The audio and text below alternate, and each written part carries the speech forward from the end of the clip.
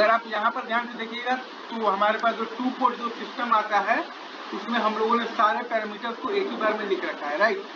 उसमें हम लोग क्या करते हैं कि शॉर्ट सर्किट और ओपन सर्किट टेस्ट की मदद से हम लोग सारे पैरामीटर्स निकालते हैं।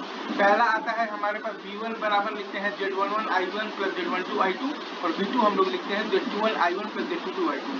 दूसरा हम लोग लिखते हैं बेसिकली तो Y पैरामीटर, तो I1 आता है हमारे पास Y11 V1 plus Y12 V2 और I2 आता है हमारे पास Y21 V1 plus Y22 V2, ठीक है, राइट। अब तीसरा हम लोग लिखते हैं बेसिकली H पैरामीटर, V1 आता है हमारे पास H11 I1 प्लस H12 आता है V2 और I2 आता है हमारे पास H21 I1 plus H22 V2।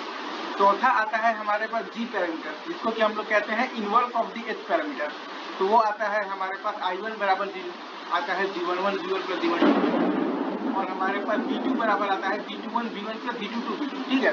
और पांचवा आता है हमारे पास ABCD पैरामीटर, तो V1 हम लोग लिखते हैं AV2 माइनस DI2 और I1 हम लोग लिखते हैं CV2 माइनस लिखते हैं DI2, ठीक है। ये अपना कहानी है 2 पोर्ट सिस्टम का। और फिर हम लोग क्या करते हैं, शॉर्ट सर्किट टेस्ट और ओपन सर्किट टेस्ट की मदद से सारे पैरामीटर्स निकाल लेते हैं, ठीक है सर।